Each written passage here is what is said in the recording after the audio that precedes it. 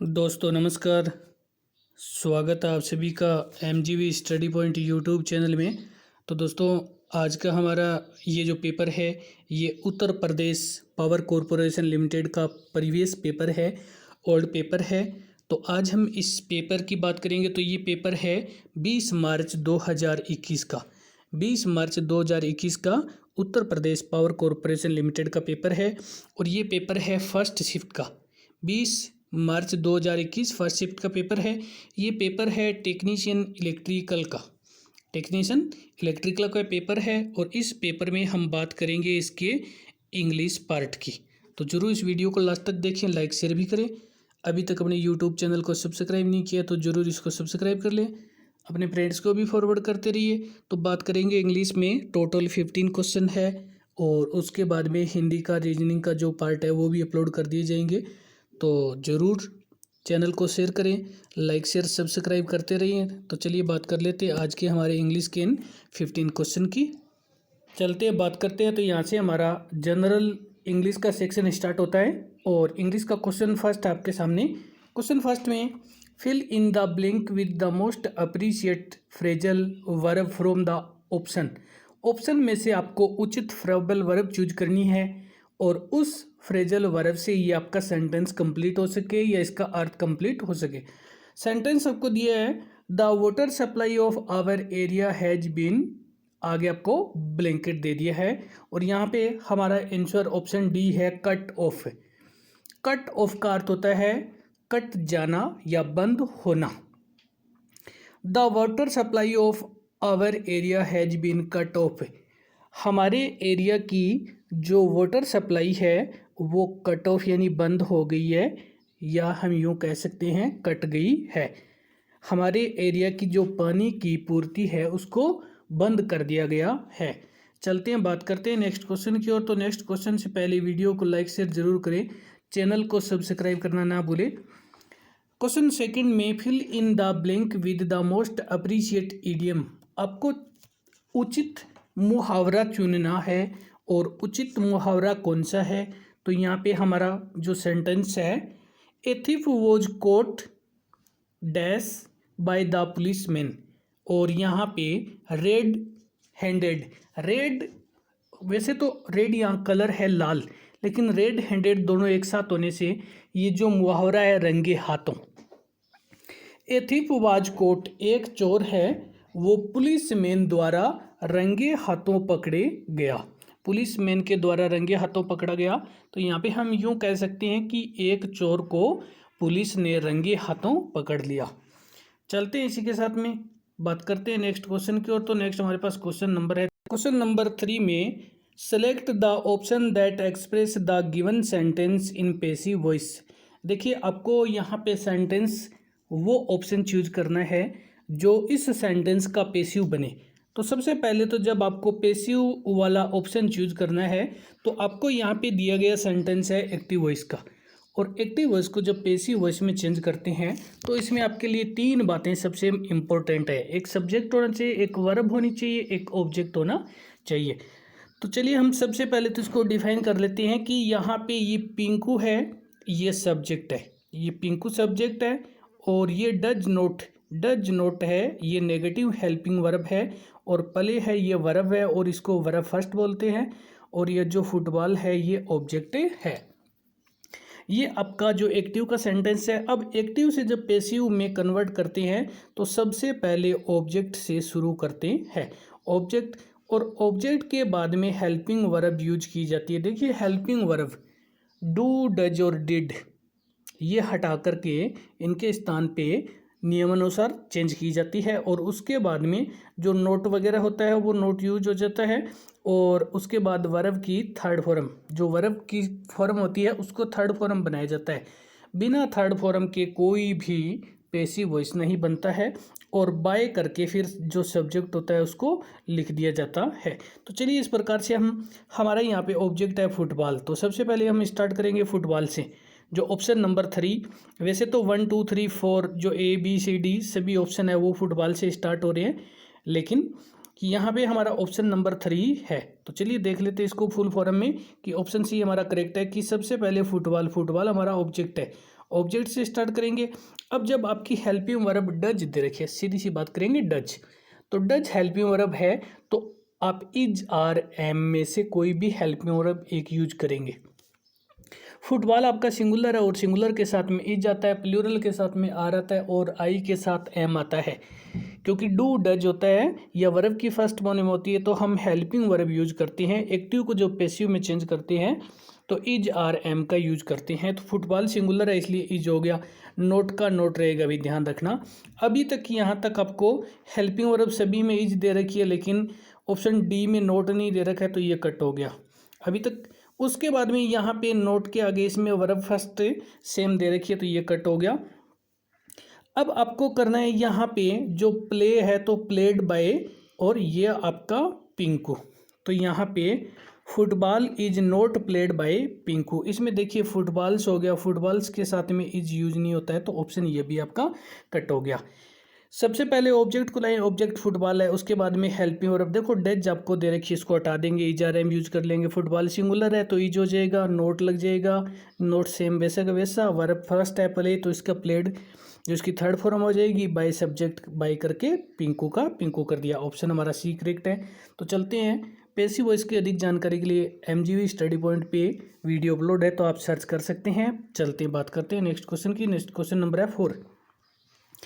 Question 4 में choose the most appreciate synonym of given word. देखिए synonym होता है पर्यायवाची और आपको क्या करना है, पर्यायवाची शब्द चुनने हैं और गिवन वर्ड दिए गए शब्द दे रखा है वो है डेफिनेट, और डेफिनेट का मीन्स होता है निश्चित, और यहाँ पे हमारा आंसर है सर्टेन। सर्टेन का मीन्स भी होता है निश्चित। तो डेफिनेट का जो सिनोनिम यानी पर्यायवाची है ये होगा सर्टेन। और यहाँ पे जो रिचनेस दे रखा है तो रिचनेस का अर्थ होता है प्रचुरता, प्रचुरता। और रूल का मीन्स नियम होता है, रेगुलरिटी नियमितता होती है। और चलते हैं बात करते हैं नेक्स्ट क्वेश्चन की ओर। तो नेक्स्ट हमारे पास क्वेश्चन नंबर है 5। क्वेश्चन 5 से पहले चैनल को सब्सक्राइब जरूर करें। क्वेश्चन 5 में सिलेक्ट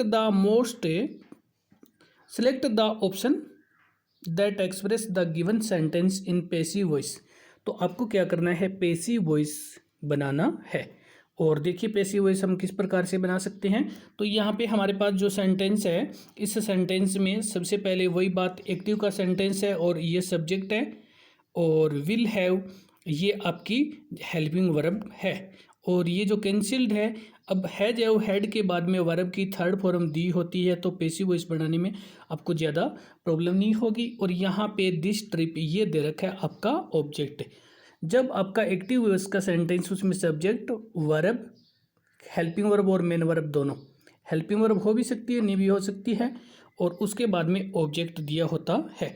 तो अब हम क्या करेंगे कि जब आपके पास हेल्पिंग वर्ब की बात कर लेते हैं थोड़ी सी, कि जब आपके एक्टिव वॉइस के सेंटेंस में विल या शैल कोई हेल्पिंग वर्ब दे रखी है तो उसके आगे हम बी लगाते हैं, उसके आगे बी लगाते हैं। लेकिन हैज, हैव या हैड इन तीनों में से कुछ दे रखा है तो बीन लगाते हैं। क्या लगाते हैं, इनके आगे बीन। और जब वर्ब फर्स्ट में आईएनजी दे रखा है तो उसमें हम बीइंग लगाते हैं, BEING बीइंग लगाते हैं। बाकी हमारे रूल सेम वही है कि सबसे पहले ऑब्जेक्ट को सब्जेक्ट की जगह रख दो, उसके बाद हेल्पिंग वर्ब रख दो, हेल्पिंग वर्ब के बाद में बी की फॉर्म लिख दो, बी बीइंग बिन, और उचित जो हो उसके बाद वर्ब की थर्ड फॉर्म बाय लगा करके सब्जेक्ट को लिख दो। तो चलिए सबसे पहले हमारे पास यहाँ पे ऑब्जेक्ट है, इस ऑब्जेक्ट को सब्जेक्ट बनाएंगे तो ये दिस ट्रिप से स्टार्ट होगा। सेंटेंस सभी स्टार्ट हो रहे हैं लेकिन हम ऑप्शन के थ्रू चलेंगे, दिस ट्रिप। उसके बाद में विल सेल, ये मॉडल होते हैं उनको हम वैसे एज इट इज रख देते हैं। और यहाँ पे ये हैव, ये विल सेल हैव, इसके साथ में जो विल या सेल के साथ में हैव होता है उसको भी हम लिख देते हैं। अब यहाँ पे हैज या हैड के बाद में हम बीन लगाते हैं तो बीन लगा दिया। ये कैंसिल जो वर्ब की थर्ड फॉर्म है वो सेम आ गई है, और बाय करके रघु ये जो सब्जेक्ट है उसको हम बाय लगा करके लिख देते हैं। तो this trip will have been cancel by Raghu. This trip है वो ऑब्जेक्ट है, इसको पैसिव वॉइस में सब्जेक्ट की जगह लिख देंगे। विल हैव को हम वैसा का वैसा लिख देंगे और उसके बाद में आगे जो बीन लगा देंगे और कैंसिल्ड बाय रघु। वर्ब की थर्ड फॉर्म दे रखी है क्योंकि है जो के बाद वर्ब की थर्ड फॉर्म ही होती है। और चलते हैं नेक्स्ट क्वेश्चन की ओर। तो नेक्स्ट हमारे पास क्वेश्चन नंबर है 6। क्वेश्चन 6 में fill in the blank with the most appreciate phrasal verb from the option. आपको क्या करना है, ऑप्शन में से फ्रेजल वर्ब को चुनना है। और यहाँ पे हमारा जो सेंटेंस है, Mahatma Gandhi dash many difficulties in his life. Mahatma Gandhi, देखिए सबसे पहले तो महात्मा गांधी है वो सब्जेक्ट है, किसी पर्सन का नाम है। डैश दे रखा है, आगे मैनी डिफ़िकल्टीज, मैनी का अर्थ होता है अनेक या बहुत सारी, और डिफ़िकल्टीज का अर्थ होता है कठिनाइयाँ, परेशानियाँ। इन हिज लाइफ, उनकी जीवन में, या हम कह सकते हैं महात्मा गांधी के जीवन में बहुत सारी कठिनाइयाँ। अब यहाँ पे हमारा आंसर है पास्ट थ्रो, और ये पास्ट थ्रो का अर्थ होता है महात्मा गांधी के जीवन में बहुत सारी जो कठिनाइयाँ है वो गुजरी। अब हम ऐसे भी कह सकते हैं जो पास्ट अवे का अर्थ होता है गुजरना। अब हम कह सकते हैं कि महात्मा गांधी अपने जीवन में अनेक कठिनाइयों में से गुजरे, कि महात्मा गांधी के सामने बहुत सारी कठिन परेशानियाँ आई हैं और वो उन परेशानियों में से गुजरे थे। तो यहाँ पे पास थ्रो का अर्थ होता है में से गुजरना। महात्मा गांधी अपने जीवन में अनेक परेशानियों में से गुजरे। और यहाँ पे पास आउट का अर्थ होता है में गुजरता है। और पास इन का अर्थ होता है इसमें भी में गुजरना, और पास एट का अर्थ होता है पर गुजरना। लेकिन यहाँ पे महात्मा गांधी आज नहीं है तो ये पास्ट की बात होगी, बाकी ये जो प्रेजेंट के फॉर्म में है। चलते हैं बात करते हैं। तो नेक्स्ट हमारे पास क्वेश्चन नंबर है 7। क्वेश्चन 7 में choose the most appreciate meaning of the given idioms. आपको जो ईडियम दे रखा है, जो मुहावरा दे रखा है, उसका अर्थ चुनना है, उचित अर्थ चुनना है आपको। और यहाँ पे नो बाउंड्स, कोई सीमा नहीं है। तो यहाँ पे नो बाउंड्स का मीन्स होता है कोई सीमा नहीं है। टू हैव नो लिमिट्स, इसका अर्थ भी वही होता है कोई सीमा नहीं है। टू हैव नो लिमिट्स यानी किसी प्रकार की कोई सीमा नहीं है। और चलते हैं बात करते हैं। तो यहाँ पे आगे हमारे पास से जो दे रखे हैं, इसमें आपको दे रखा है ए में दे रखा है टू लॉस थिंग्स यानी चीज़ों को खोने के लिए। और आगे दे रखा है to keep away from someone, किसी से दूर रहना। टू कीप अवे यानी दूर रहना, फ्रॉम समवन किसी से दूर रहना। और आगे है टू बी अनकॉन्शियस, बेहोश होना। टू बी अनकॉन्शियस, बेहोश होना। तो वीडियो को लाइक शेयर ज़रूर करें, चैनल को अभी तक सब्सक्राइब नहीं किया तो ज़रूर सब्सक्राइब करें। और चलते हैं नेक्स्ट क्वेश्चन की ओर। तो नेक्स्ट हमारे पास क्वेश्चन नंबर है 8। क्वेश्चन 8 में fill in the blank with the correct tense of verb given in the bracket. तो आपको क्या करना है, जो टेंस की फॉर्म है उसको करेक्ट करके लिखना है गिवन ब्रैकेट, जो ब्रैकेट में दी गई है। तो अधिक जानकारी के लिए आप MGV स्टडी पॉइंट पे जो करेक्ट फॉर्म है वहाँ विजिट कर सकते हैं। वीडियो अपलोड किए गए आपकी हेल्प के लिए, तो आप ज़रूर देख सकते हैं। यहाँ पे आपका सेंटेंस है कपिला डैश ए पोइम लास्ट ईयर। देखिए कपिला ने एक पोइम है वो लास्ट ईयर क्या की है। यहाँ पे आपका आंसर है सेकंड रोट का अर्थ होता है लिखा, राइट की सेकंड फॉर्म है। राइट का मीन्स होता है लिखना, ये प्रेजेंट के लिए होती है। रोट सेकंड फॉर्म होती है लिखा, भूतकाल के लिए।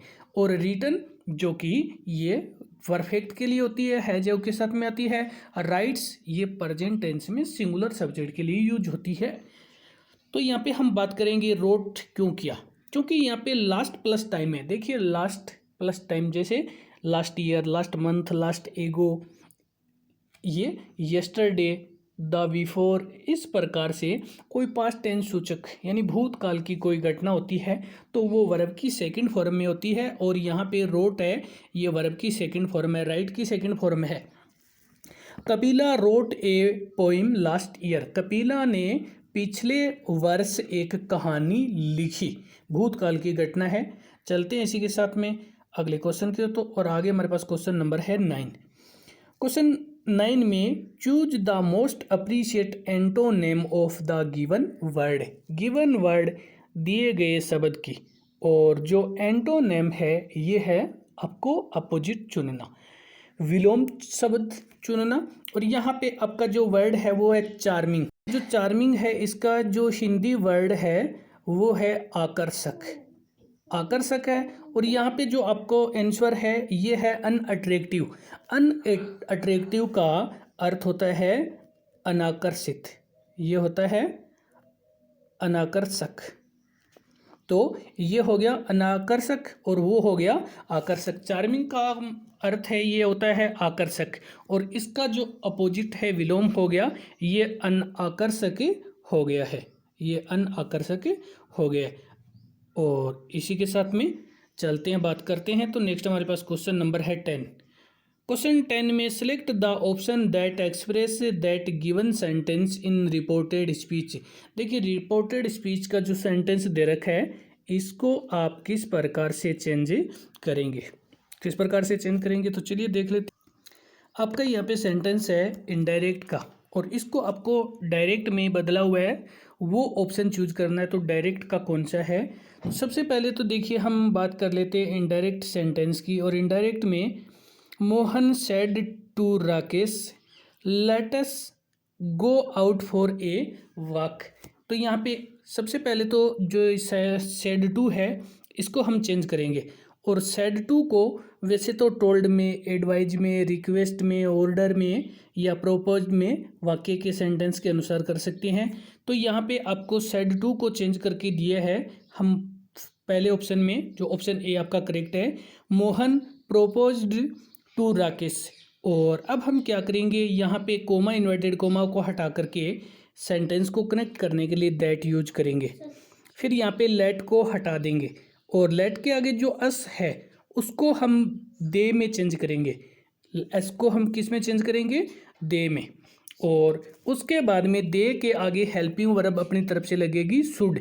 और इसके बाद में यहाँ पे वैसे अगर शुड के बाद में वर्ब की फर्स्ट फॉर्म ही आएगी तो गो का गो रह जाता है। अगर ये शुड नहीं होता तो हम इस गो को भी चेंज करते, वर्ब फर्स्ट को सेकंड फॉर्म में करते, ये अलग है। तो अधिक जानकारी के लिए आप जो डायरेक्ट स्पीच, रिपोर्टेड स्पीच से MGV स्टडी पे अपलोड है तो देख सकते हैं आपकी हेल्प के लिए। गो आउट फॉर ए वॉक। तो इस प्रकार से जो पहला ऑप्शन है ये हमारा करेक्ट है कि मोहन और सेड को प्रोपोज्ड में कर दिया टू राकेश। कोमा इन्वर्टेड को हटा करके कनेक्टिव दैट कर दिया, लेट को हटा दिया और अस को दे में चेंज कर दिया और दे के साथ हेल्पिंग वर्ब शुड यूज किया है अपनी तरफ से। और गो आउट फॉर ए वॉक। और अब हम चलते हैं नेक्स्ट क्वेश्चन की ओर। तो नेक्स्ट हमारे पास क्वेश्चन नंबर है 11। Question 11, choose the most appreciate synonym of the given word. तो आपको क्या करना है, दिए गए शब्द का सिनोनिम चूज करना है और सिनोनिम होता है पर्यायवाची। यहाँ पे आपका जो वर्ड है वो एक्सीलेंट है। एक्सीलेंट का अर्थ होता है अति उत्कृष्ट। एक्सीलेंट का जो मीन्स होता है, अर्थ होता है, वो होता है अति उत्कृष्ट। यहाँ पे जो आउटस्टैंडिंग है इसका अर्थ होता है विशिष्ट या सामान्य कह सकते हैं। वैसे इसका अर्थ होता है बकाया भी हो सकता है, लेकिन यहाँ पे जब एक्सीलेंट की तरफ से बात करें तो एक्सीलेंट का अर्थ होता है अति उत्कृष्ट और ये होता है सामान्य या विशिष्ट। और अब हम बात कर लेते हैं। तो आगे हमारे पास जो वर्ड दे रखा है ये दे रखा है रिपेलेंट, और रिपेलेंट का मीन्स होता है विकर्षक। और आगे दे रखा है चूजेसिव और ये दे रखा है जोड़ने वाला। और आगे दे रखा है रेजिस्टेंस, ये होता है प्रतिरोधी। तो चलते हैं नेक्स्ट क्वेश्चन की ओर। तो नेक्स्ट क्वेश्चन नंबर है 12। क्वेश्चन 12 में select the option that express the given sentence in active voice से। देखिए अभी तो आपसे पूछा जा रहा था पैसिव वॉइस और अब आपसे पूछा जा रहा है एक्टिव वॉइस, क्योंकि पहले आपको एक्टिव का सेंटेंस दिया गया था और पैसिव वाला ऑप्शन चूज करना था। लेकिन अब आपको क्या किया गया है, पैसिव का सेंटेंस देकर के एक्टिव का ऑप्शन दिया गया है। तो अब हम क्या करेंगे, इसमें अपोजिट चलेंगे। अपोजिट कैसे चलेंगे, यहाँ पे ऑप्शन आपका डी है। तो डी में मान लो ये आपका एक्टिव का सेंटेंस है और इसके अकॉर्डिंग हम चलेंगे। तो अब हम एक्टिव को पैसिव में कन्वर्ट कर लेते हैं। देखिए सबसे पहले तो आपको जो सेंटेंस दे रखा है इसमें दे रखा है यूअर वर्क और सेटिस्फाइज, ये दे रखी है वर्ब। और द ऑफिसर, ऑफिसर ये जो आपके ऑब्जेक्ट टाइप में है। तो यहाँ पे ये सेंटेंस आपका, ये ऑब्जेक्ट है, ये सब्जेक्ट है और ये आपकी वर्ब है। इस वर्ब में एस या यस ऐड हुआ है। तो सबसे पहले तो हम स्टार्ट करते हैं, जब एक्टिव को ऑब्जेक्ट से स्टार्ट करते हैं तो यहाँ पे द ऑफिसर्स, द ऑफिसर्स, यहाँ पे सेटिस्फाइज दे रखा है वर्ब की फर्स्ट फॉर्म। जब वर्ब की फर्स्ट फॉर्म होती है तो हम helping verb is are am लगाते हैं एक। तो यहाँ पे ऑफिसर्स प्लूरल है और प्लूरल के साथ में हमारी हेल्पिंग वर्ब हो जाएगी आर। अब सेटिस्फाइज है, इसकी वर्ब की थर्ड फॉर्म लगानी पड़ेगी। देखिए पैसिव वॉइस में वर्ब की थर्ड फॉर्म ही लगती है, तो यहाँ पे आपकी सेटिस्फाइड हो जाएगी, ये वर्ब की थर्ड फॉर्म सेटिस्फाइड। और यहाँ पे विद यूर वर्क, ये विद प्रीपोजिशन लगेगा, इसमें बाई नहीं लगता है, बाई यूर वर्क की बजाय यहाँ पे जो विद यूर वर्क है, आपके ऑफिसर है वो आपके कार्य से या आपके कार्य के साथ बहुत संतुष्ट है, आपके कार्य करने के साथ बहुत संतुष्ट है। तो यहाँ पे हमारा ऑप्शन डी करेक्ट हो गया। आप इस प्रकार से चूज कर सकते हैं, वरना आपको क्या करना पड़ेगा, ये ऑफिसर्स है तो पैसिव वॉइस में ऑफिसर्स ये एक्टिव के सब्जेक्ट होते हैं। तो आपको क्या करना है कि ये एक्टिव के स्टार्टिंग में लिखना पड़ेगा, यूर वर्क से आपको स्टार्ट करना पड़ेगा, यूर वर्क, और इज आर एम जो दे रखी है उनको हटा करके वर्ब की फर्स्ट फॉर्म यस या यस कर देंगे, और उसके बाद में आपको वर्ब की जो थर्ड फॉर्म है उसको फर्स्ट फॉर्म या रूल के अनुसार चेंज करनी पड़ेगी। तो ऑप्शन हमारा डी करेक्ट है। चलते हैं नेक्स्ट क्वेश्चन की ओर। तो नेक्स्ट हमारे पास क्वेश्चन नंबर है 13। Question 13, choose the most appropriate meaning of the given idioms. आपको इडियम्स दे रखा है और इस इडियम्स का आपको मीनिंग बोलिए तो अर्थ चूज करना है, मुहावरे का अर्थ बताना है। देखो सीधी सी बात है, मुहावरे का अर्थ, मुहावरा दे रखा है N open secret, an open secret एक खुला रहस्य, एक खुला रहस्य। और यहाँ पे ऑप्शन डी आपका करेक्ट है, a fact that is known to all, एक तथ्य जो सभी के द्वारा जाना जाता है, सभी जानते हैं उस तथ्य को, तो क्या होगा an open secret, an open secret a fact that is known to all, जो सभी के द्वारा जाना जाता है, ये सभी जानते हैं। और बात कर लेते हैं ऑप्शन ए के मीनिंग की, तो a fact that only some people know, एक ऐसा तथ्य जो केवल कुछ ही पीपल लोग जानते हैं। A fact that nobody knows, एक तथ्य जिसे कोई नहीं जानता, that is secret. A fact that only God knows, एक रहस्य जिसको केवल गॉड जानता है, केवल गॉड यानी ईश्वर के अलावा कोई नहीं जानता है। Option D is correct, a fact that is known to all, एक तथ्य जो सभी के द्वारा जाना जाता है, एन ओपन सीक्रेट। चलते हैं बात करते हैं। तो नेक्स्ट हमारे पास क्वेश्चन नंबर है 14। क्वेश्चन 14 में select the option that express the given sentence in direct speech, आपको डायरेक्ट स्पीच का सेंटेंस जो आंसर होगा, और आपको दिया गया यहाँ पे जो इनडायरेक्ट का सेंटेंस आपसे पूछा है, तो डायरेक्ट का आपको दिया, तो यहाँ पे आपका ये सेंटेंस है इनडायरेक्ट का, और ऑप्शन आपका ए करेक्ट है जो डायरेक्ट स्पीच का है।